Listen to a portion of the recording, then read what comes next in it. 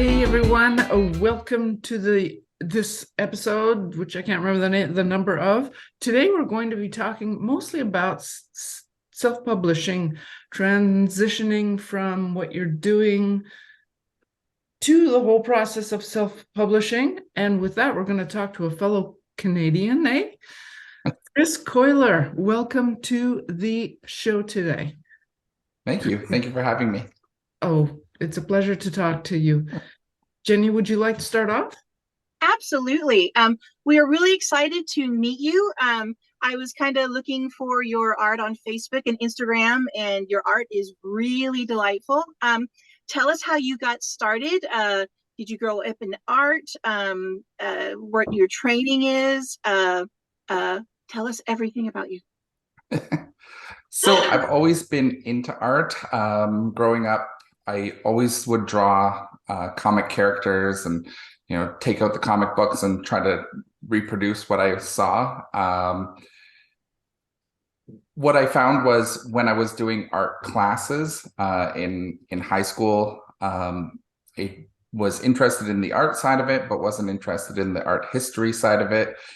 And so when I was looking at college, I knew I wanted to create stuff, but I didn't know what I wanted to do. I ended up going down computer programming stream. So by day job, I'm a computer programmer. And just, I guess, back in 2019, I decided, okay, well, I on and off done different art projects, mostly like decorations for kids' parties and stuff like that. I thought, let me get a sketchbook and let me try. I had heard somebody say, draw every day, do something every day and see where it takes you. And so I thought, let me try that. So in 2019, I got a sketchbook and I set out to draw somebody's face every day. That's awesome. Cool. So do you do like cartooning, like caricature stuff, or is it just, that doing something like that really helps you with grasping the figure? So, yeah. Yeah. So my natural style would be a little bit comic, a little bit cartoon. But when I started that process, it was the idea of, let's see if I can do realistic or capture the likeness as closely as possible. If I doodle, it is very cartoony. And then getting into sketch cards, it was interesting. I was going on Instagram looking up different examples of what to draw, get some inspiration, and I ran into some artists that Women of Star Wars was just coming out, and I was seeing all of these pictures of Star Wars characters because I'm always been a Star Wars fan. And I was like, what is this? Why is everybody drawing these Star Wars characters on these tiny little canvases? So I reached out to an artist and they said, try it out and then send it over to Topps. And as we know, Topps wants the likeness is really strong and would prefer the photorealistic, which is not something I do. I don't do photorealistic, but I do like to capture the likeness to really make it look like the character does. So. And you really do. I was scrolling through your Instagram, and I'm a huge Harry Potter fan, and you had a Bellatrix, Helena Bonham Carter one that really caught my eye, and it was a great style. It was kind of cartoony, but you know who it was, and your art style and the colors that you had on that was really cool. And then you had your sports guys too. I'm guessing Canadian, you're a hockey fan. a little bit. A wee bit. But yeah, some of your portraits there were really, really great, really good likenesses. And you had a style that, it wasn't, your photorealistic, but it was cool. You knew who they were, and you brought a lot of fun stuff to that game. So I like what you're doing. You have solid skills that shows that you've been working on it. Your sketchbook must be amazing to look at. It's funny. I don't really keep a book. I do a lot of sketches on the actual card canvas size, but it is something that I often thought I should really just keep the rough stuff in a book somewhere so that I can go back to it. Well, if you've watched any of our episodes, you know how much we love sketchbooks and stuff like that. And those sketchbooks are just precious little treasures for yourself and for anything, for your ideas and your skills and all that fun stuff. So yeah, here's hoping you will actually get into one. Yeah. To go along with that, one of the really cool things that just happened recently was I had a sketchbook from when I was like 13, and I thought there's a piece in that sketchbook that's a goalie mask, again with the hockey, that I remember always. I always think that was something that I did. It just came together really well. My dad actually found it at his house and brought it over at Christmas. So I got to look through art that's like 30 years old, that I had done way back when, and see, wow, it's still, the style is still there, but I've obviously progressed and moved on to other things, but it's still the things that I love to draw then are still the things that I do love to draw now. That's fascinating. So yeah, let's talk a little bit about you have been working obviously with sketch cards, and that was how you fell into it, actually, on Instagram, which is a new one. How did you, what has made you decide to kind of transition into self-publishing, and what kind of self-publishing are you going to be doing? So for self-publishing, I see the sets that our Parks is putting out, and I've been lucky enough to be involved in drawing some sketch cards for the properties that he's been working on. And I see this and think, well, this is something that I would really love to do. I'd really love to have my own characters, my own properties where I can say, let me expand with this. So originally the idea might have been to do an actual comic with a character, but I've always struggled with, I'm not a writer, so the story of it is not necessarily something that interests me. It's more the art. And so then I see it as, I can take a character, and right now what I'm working on is a set that I'm calling Goblin Antics. So it has a goblin character, and it's all of the troubles and mischief that this goblin character would get into, stealing coins from a dragon, just hiding two goblins tall in a trench coat, trying to pretend like they're a real person. That kind of that sounds like a cool idea. So you're actually going to be telling a story through your sketch cards. Is that what I understand? Yeah, exactly. So it doesn't have to be a full-fledged start to finish story, but the idea of these are the stories of this goblin character or group of goblin, because it doesn't necessarily have to be the same main character each time. That's a fabulous concept to tell. It really is. Through the cards. I'm sure it's been done, but I can't wait to see how this will turn out for you. Yes, same here. I'm aiming at like a 36 card set, and so I've got about half of them sort of sketched out, at least the first time. Sometimes I may see some of them and redo the card because it didn't capture what I wanted, but I'm sort of halfway there through the art, but then really diving deep into, well, I can do the art because that's what I've been doing for the last few years is putting my art on these little cards. How do I get them so now I have 100, 200 copies of this that I can then send out to people who want to support what I'm doing. And that's being This a is your whole other first thing. project. Yeah, Yeah. believe me. Both Jenni and I know about that. Lindsey's aware. But I was going to ask you, Chris, about that. When I was looking through your Instagram, it almost looked like you had business cards, but on the other side was like you could use it as a sketch card. Is that what it was, or was it like your own sketch card you had printed out? Yeah. Oh, So I have my sketch cards just on the back. I had them printed so that they have my logo with some information about me. So it's the same kind of cards that are used in the RR Parks sets, the sketch cards. It's actually it is the same stock. So I just designed the back to have my information with, and it could be used as a business card if I wanted to.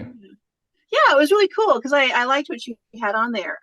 So now what was you mentioned Richard? Is that like your first card set that you've done? What have you worked on? The first card set that I did was actually the first card set that I drew was Star Wars the Holocron set. The first set that released happened to be The Mandalorian Season 1. Somewhere in there, they changed the timing of the projects. It was interesting because when I did some, I think 10 cards on I cut out some paper the size of a card and I drew Yoda and Boba Fett and just saw, well, can I do it at this size? And they were simply black and white outlines with a little splash of color in the background.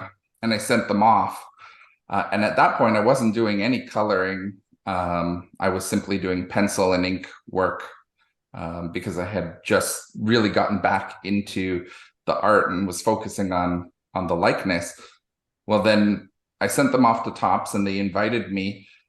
And I said, okay, well, I'll do black and white. But by the time I got the cards and it started doing the drawings for the set, I had moved on to alcohol markers and started doing the colorings. And so things really moved quickly. I was going to say, you really progressed quickly over time. I know. You were like, I'll just try this, and all of a this. sudden I'm working on these professional levels. Yeah. Yeah. Well, and to me, I was blown away to draw a handful of cards, and then now I'm working on in a small capacity with Star Wars and licensed work. It was amazing to move that quickly. So I've done work with Topps for Star Wars. I worked with Cryptozoic on the DC Crisis series. Ooh. And then I worked with Richard and the RJF cards. He has a set of the Double Drive-In series. He has a new series that's supposed to be coming out soon on Kickstarter with the Horror Express. So that one I've been waiting. He's been delayed on that project for a little while, but I've been waiting because that's a set where I was invited to do a base card. So that will be the first base card that I will be able to see, unless my set happens to come out before his, then obviously I will have the base cards on my own set. So that's really cool. So is Star Wars like your highlight? Is that your favorite property, and then you got to work on it, or what is your favorite thing that you get to work on? I think the stuff that I get to work on, like sort of, I guess, professionally, you want to say, where I'm doing an official set, it would be Star Wars. The fact that there's just such a range of characters. You can go from the creatures, which I love drawing, and I find the creatures really work well with my style, more so than some of the the people. I just find Now your with Peter Cushing one, you did a Peter Cushing card that looked super cool. Great likeness on that. thank you. Oh, you're able I to guess do I it. just feel The more hardest comfortable one with. to do, though. Yeah. Yeah. Um, So yeah, go ahead. no, please continue. I was just saying that, yeah, so the Star Wars is the stuff. Some of the other stuff that I really do like drawing. I did a whole series of classic wrestlers from WWE or WWF, Hulk Hogan, Macho Man. That's sort of when I fall into those categories. It's stuff that I really love, properties that I really love, and I just always have fun drawing those. But I always find no matter what I'm watching on TV, whatever movie I'm watching, it's like, oh, I have to draw this character, or I have to draw that character. Just, I'm sure we all do that. Oh, yeah. For sure. You're like, oh yeah, I'm gonna do all these characters of this and that and the other. Do you find yourself, well, actually, I guess this question would roll into the self-publishing one. This is your first set that you're doing, right? For yourself. Yes. Yeah. Your project. So have you actually done all the steps that it takes to create the set? Or are you finding this out as you're going along? You know, where you're going to get your cards printed, what kind of cards you're going to offer? Are they just going to be the base set? Are you going to have any extras, packaging? Well, I guess this is my first set in reality. But I did do a while ago, I did do a 5-card set where I sketched out the Ghostbusters, the original cast of the Ghostbusters. And I did do a card set with that. Now that one gets into this weird area where it's fan art cards. So it was at a limited capacity, and the idea was more to test out, well, what happens if how do I get these cards? So it's a 5-card set, and then I included a sticker with it based on my art. And that was more. I'd like to just interject, and I'll let you continue, but for viewers who may not know, who may be new to sketch cards, please don't go out and create cards of licensed properties and then print them and sell them, because that will get you into trouble eventually. Just don't get word from us. Please go on, continue. Yeah, and it was mostly to determine, how do I capture the full process? Where do I get the cards created? But at this point, I'm going through that whole process again, because as you mentioned, based out of Canada, there's a lot of research that Richard is able to provide, but he's all based out of the States, and getting things across the border. There's an exchange rate, there's the fees, the import fees, and all of that. Crazy. So I'm reaching out to local printers and getting samples of what they can do, and pricings. It's sort of a balance. I felt like I might have had one that happened to be quite local to me, but the quality of print that I got compared to the prints that I can get at other places wasn't there. The price point was much better, but obviously I found out why the price point was better. Would you like to expand on what it was that didn't work? So what I found was I had sent some samples out to Karen at Iconics for the promo, and I sent the same samples out to this local place. What I found was that the printing around the text wasn't as clear as the ones that I got from my promo cards, and also when they cut them down, things weren't centered. So I only got a handful of samples, but even in those samples, the borders around the cards weren't the same as each other. So it was a little bit of, now if I expand this to what would effectively be 3,600 cards, I don't know what to expect over that many cards. So Karen at Iconics is pretty amazing for the card production and stuff. right, yeah. Good cards, really good. We have to find somebody in Canada. I haven't found one yet either. I'm in the process of testing out a bunch of places, so we'll see. Yep, I'll let you know if I find something that I find suitable, and I'll ask that you do the same. Absolutely, absolutely. Either that, or we just combine projects and go to Karen and we split the customs fees. Customs fees are the worst. It's just the worst. You have to like pay twice the amount. Yeah, it's a whole What lot. I did just order my promo cards from Karen, and what I would say there is she had a resource that included in the shipping the custom fees, but what the difference was the product itself, the printing itself was more expensive. But the shipping, when the shipping got to me in Canada, there was no additional hidden fees to cross the border, and really the shipping was much it was better than some of the other resources. So the problem though is that then the price of the printing is so much higher, and the discounts on the quantity weren't as good, that it kind of equaled it out. So I saved money. The biggest thing for me was that there wasn't a surprise cost when it hit my doorstep, and then they said, you owe us this much. Yeah, for those who don't know, we never really know how much we have to pay for the customs fees.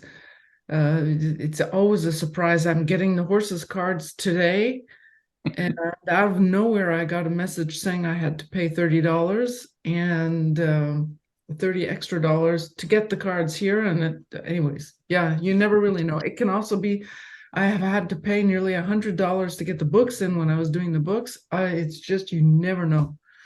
Right. So at least you didn't have that surprise in that particular project. Right. Yeah, exactly. It's a real problem for us Canadians. You know, somebody out there, somebody listening, you've got to set up a really good print shop for us. Are you enjoying the experience so far of being a self-publisher? I mean, you haven't actually finished it yet, but are you liking it? I am liking it. I'm liking the ability to just sort of go with where my ideas go, and then sort of the puzzling. Well, it can be frustrating to try to figure out, well, this printer doesn't work, or this pricing doesn't work with my plans. It is a puzzle. It is something to sort of try to piece together with, well, what can I do? Well, if this is the price point that it's going to be, what can I do to help that, or how would I raise the money to make the project happen? Interesting. Are you going to kickstart it, or just fund it yourself, or? Yeah, my plan is to use Kickstarter. At this point, I'm targeting June as running the Kickstarter. It just so happens that when I look at sort of my schedule of events, there's a local comic book shop right near me, about 5 minutes away, and they do a free comic book day every year. Yeah, good. So they've had me out as a local artist there, and it's always a great event where they promote all the local artists that they can, and have me out. So there's that leading up into it as a promotion area, and try to get some eyes on, prepared for my Kickstarter to come out. So fantastic. So are you able to manage working on doing your day job? I'm guessing you're still doing some sets for certain companies, and then working on your own IP projects as well. How are you managing? Yeah. We want your secrets. How do you make it work? Yeah, and that's sort of why I have this target also as pushed out as far as I can. I don't like to sort of push myself too far, but I normally plan about an hour a night devoted strictly to the art process. When I have cards come in for different sets, I'll devote more time to it. But I've got a pretty good process going on where I can run off into my studio. Well, if I'm facing the way I am now, this is work computer, that's art over there. And so I have an office set up where I can run off and get some stuff done. Oh, that's really, really cool. So do you work from home for your main job? Yeah. So with the whole pandemic part, it used to be in the office all the time, but for the last 3 years, it's been from home. And it's a lot of what I do is consulting over Zoom anyway. So all of my clients are remote. So your clients must find it interesting to see the Hulk over there and all those amazing comics. But it breaks the ice, I'm sure. Yeah, exactly. It gives a little bit something else to talk about. Isn't that awesome? That's cool. So you're getting pretty good at managing your time and not putting too much pressure on yourself, and you're a pretty chill person, I think. Yeah, I try to be. Yeah. Yeah, so you're not really too worried and all that. Do you have like things like a mailing list for your art clients and things like that? I just started putting that kind of stuff together. I never really had a mailing list. I do my Instagram, and then I have an Etsy store that I'll sell my cards out of. But outside of that, I never really thought to have an email list. I don't sign up for a whole lot of email lists myself, but Yeah. but it's, I guess you need one. You gotta have one. You gotta have a way to notify people, and if you don't have those channels, it's such a different game when you have like a Kickstarter and when you're doing like your own business, because especially I know a lot of us aren't the most social, and you don't like having to brag, but when you're trying to make your successful Kickstarter, communication and having that mailing group and posting on your Facebook and Instagram, and that's hard on a lot of us artists, because we just want to be drawing. But that pushing aspect and selling aspect, that's a whole nother game when you get into that for your Kickstarter business stuff. So I bet you don't have any trouble with that, Jenny. You're such a personal person. Mine is overcompensation. Yeah, no, I mean, I love talking to people, but sometimes it's hard. Sometimes I get really socially awkward, but you go with it. You just do what you got to do. So, but it's fun. I have fun with people and situations. So, but selling, I don't do. So, speaking of selling, Chris, you use Etsy as your store. Is that correct? Yes. Yeah. Do you use eBay at all or any other place? No, I tried eBay for one set of artist proofs, and I couldn't get a handle on what the actual fees were. Yeah. So I've heard they really jumped up. God, yeah. And even Etsy. So that's right. Etsy has gone up too. So it's like, I don't know, where do you go now? And so I'm actually asking you, where do you go? Yeah, I know, really. Etsy takes a fee, but I find with Etsy, I can understand what's happening. Just for whatever reason, when I was reading through it, like there's a fee to put the item up there. There's a fee when you sell. You lose a portion of it, but they help drive traffic to you, just like eBay would. But eBay, what I found was there was a fee when the item sold, and then somehow another fee came in after the fact. That is exactly why I quit eBay years ago. And I say that, and I'm going to be putting a card up as an auction. Just there are some people who there are actually people who will buy, but they'll only buy on eBay. It's just the way it is, and that's totally fine. But I quit because, like you just said, Chris, for the longest time, it was like, you have a fee when you list, you have a fee when you sell, and it's a percentage of what you sell it for, of which I forget what the percentage is, but they take some of what you make. And then at the end of the month, they take yet another portion off. I don't really know why they do that, but it's like 3 different fees you have to pay when you're a small seller anyway. I've never been a big one, so I don't know what that's. Yeah. But yeah, so no, I totally get you. It's like I think I'll do it maybe once a year. I'll put something up, but that's it. Just to kind of get.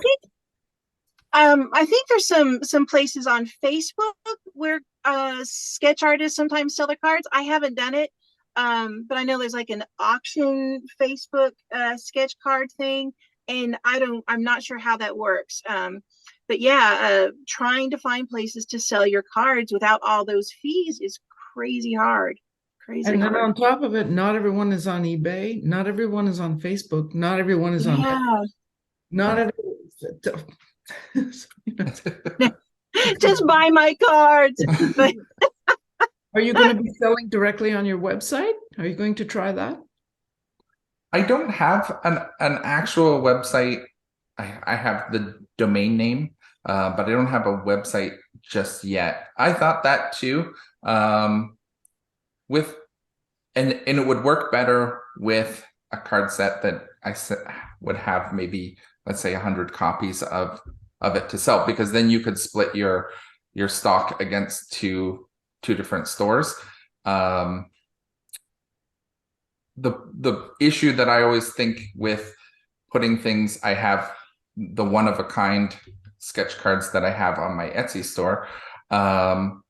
If I put them on another store and sold them somewhere else, I always have to remember I need to remove them from Etsy, because the worst thing would be 2 people Double buy list. the same thing. Oh yeah, that's true. Done that. That'd be a good problem to have, though. Someone wants them at the same time, so I wouldn't mind that at all. But so I ended up trying instead, because just like you said, and I've done that, forgotten to take it down somewhere else. So I'd try to put it up on one place for a certain amount of time, then it would end, and then I'd put it somewhere else and somewhere else. I don't know if that's a really good idea to do it, but it's hard to remember everything. Yeah. it is. So well, cool. What do you see for the future for your own characters? Do you once this particular project is done, do you think you're going to take your characters on more stories and things like that, or will you develop a new set of characters? Yeah, at this point, I'm sort of waiting to see where this goes. And I'm also working with the idea of what is this successful campaign for me? Is the successful campaign that it's simply the minimum funding, or am I looking for something more than that? I think it's really, if this becomes an actual project in that it's funded and sort of pays for itself, that's great. I sort of look at my art. It is, if I can support the art in that I can support enough to pay for me to continue and make art, then that's good. That's a successful project. But I'd love to see, a series 2 of the same character expanding on. I'm sort of trying to hide in other characters sort of in the background or in different stories to say, okay, well, maybe we follow this character in the next series a little more, because the goblin interacted with him. We'll see where he goes. And the other thing, little spin-off. Yeah, little spin-offs. That's what I'm thinking. It may happen with the sketch cards. And then there's also a thought of, could I take this and make some sort of a game out of it. I always our family is a big board game, card game family, and I keep thinking around the idea of something like Exploding Kittens. I don't know if you've played that game, where it just has the fun characters on the card, and you just sort of it's a card game where you interact with each card has a different ability, and so I keep thinking about that with, could I take the story of the goblins and each card has that sort of story element to it, and you play a game with That sounds so cool. Yeah, you have options. See, I'm a comic book person. I love comic books. I love telling the story. And I know you said you didn't want to do the writing of it, but I want you to do like even just a 4 little page comic book to put in your Kickstarter, to introduce your characters. You could do it. I know you could. That would be awesome. That could be just a little side thing as an add-on and things. Yeah, just something small, just a 4-page something, or just and it sounds like you've got your story in your brain because you're telling it in your sketchbook, so it's there. So you just got to put it down, and you can do it. So you've got it all thunked out. So yeah, I think that's actually a great idea. Some little story, some little book. Maybe we go that way in the second project. Maybe like if you have it as an extra in the first project, you can go that way. I think like there's a lot of ideas that I can do. I'm always trying to keep it sort of in check. I want to try to. So you are really good about that. My ideas are just like they're wild and unchecked and all over the place, and it's just. But you could do just a 1-page story. For sure. Yeah. Yeah. Sometimes I think like right now, I think I surprised myself going back to the sort of jumping right into Star Wars as the first big project. You think like that it surprised me like how fast it took off, and then sometimes I think, well, I'm limited with the time that I can spend on my art because I have another job. What would happen if I could spend 10 hours a day on this? It's like, then some of these bigger projects, a whole book about something could possibly come to light, where I want to focus on one stream at a time to hopefully make something actually happen, and that's sort of my game plan. But the best thing about a story like that, using these characters that I'm already drawing, the best thing about an idea like that is it's not too far. It's not, okay, one idea is all the way over here, the other idea is over here. It's the same idea, just two different flows of the same thing. So there is a possibility that comes to light if I can capture a full start to finish story rather than this is a piece of a story. Or okay. Yeah. Well, no, that's where Kickstarter 2 comes in, because you find out what's yeah. See, we'll solve your problems. We've got this. Yeah, and first we have to find out, do people like the goblin? Do people like this character? And then I'm sure they will. will. Yeah. Well, that's what you can use on your Facebook is post about it. This is a character that I'm doing, and tell like a little 1-sentence thing about your character. Give a little teaser, like kind of the stuff like Brian Froud, like his art. There's like, a little story, something in there. right. Test market it. They don't have to know your test marketing, but just judge the interaction and see how much fun you're having with it too at the same time. Yeah. So. Jenny, I want you as my manager. I suck. but no, it's fun. You can do it. You've got everything there. So yeah. But again, I want to see the goblin. So let's do it. Yeah, we're really looking forward to this. This will be awesome. For sure. So but yeah, we are very enthusiastic. Of course, we're probably wearing you down with it. Just we know what it's like when you have several jobs to take care of. We really do get it. but it's cool. You have something that you could really build something with. That's really interesting to see and to hear about too. And I'm betting, I don't know, it's the Hulk back there that just keeps looking at me. And it's like I'm sure you've drawn him a few times. Yes, for sure.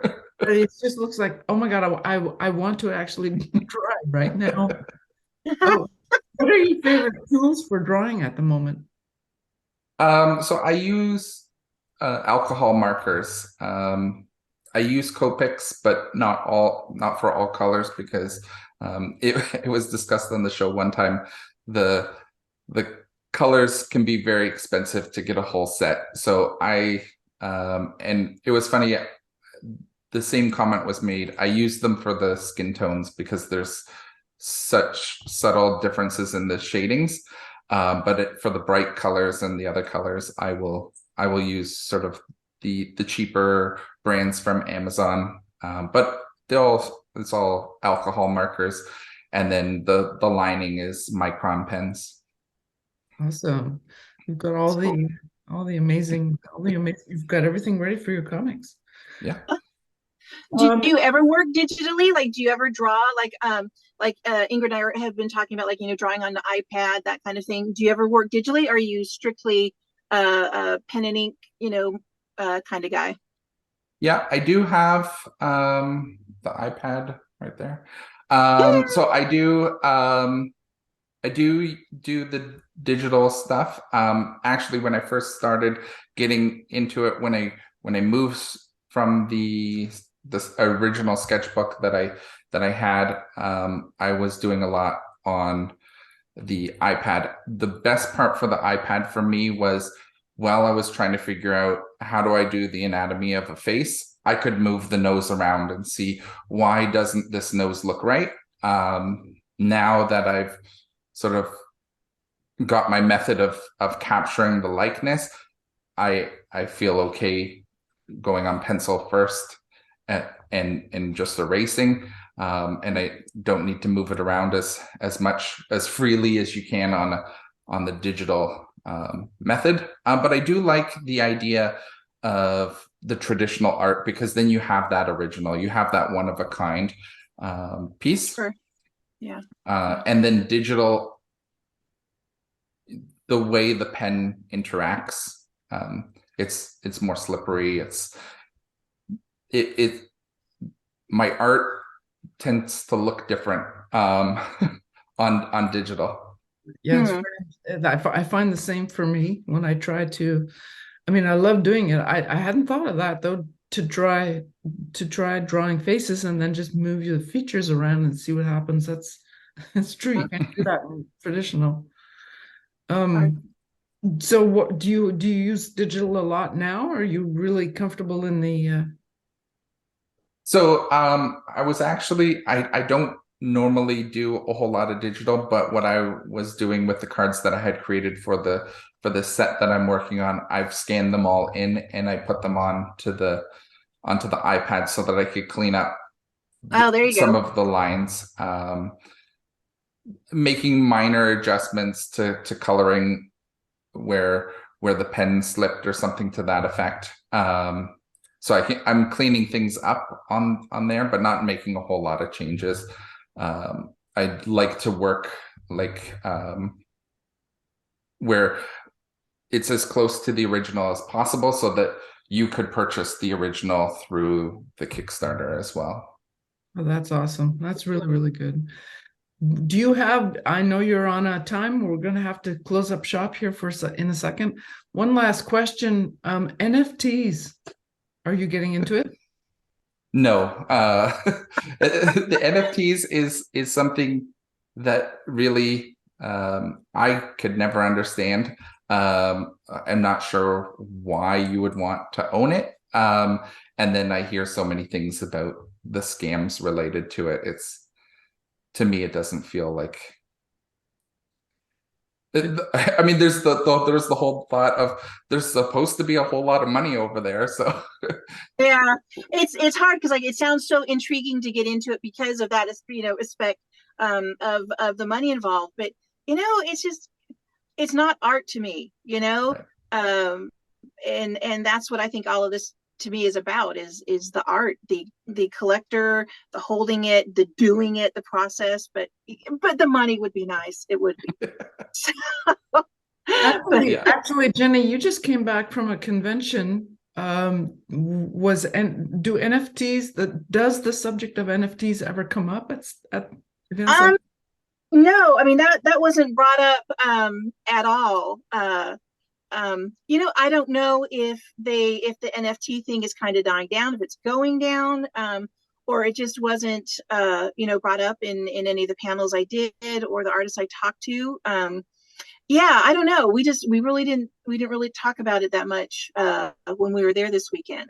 But I should have brought it up. I don't know why. That'd be an interesting discussion. So in my ongoing effort to understand it myself. It's hard. Yeah. So this nebulous thing that I'm not really, I find black holes are easier to understand than. I think so. Yeah. So yeah, I mean, yeah, it just, I mean, you know, you have one thing, you own it, but yeah, I don't get it. I want something I can touch, show, enjoy. So that's art and cards and comics for me is you got to have something there and touch it, fun with it. So Chris has to leave now. You've got a meeting coming up. I want to thank you for coming on and talking to us about this. I can't wait to see how your Kickstarter goes. Please drop me all the links to everything, and I'll put them in the show notes. Will do. Yep, for sure. And hopefully I can have you back to talk with us on how it's going with your goblins and Kickstarter and how it all went and everything. An update. Awesome. That'd be great. Yeah, for sure. Great. It was great to meet you. Your art is terrific. I love what you're doing. Your style. It was really fun, and you were great to chat with. Great. Thank you. You too. And good luck on your interview. Yes. Thank you. Or your meeting. Thank you so much, Chris, again.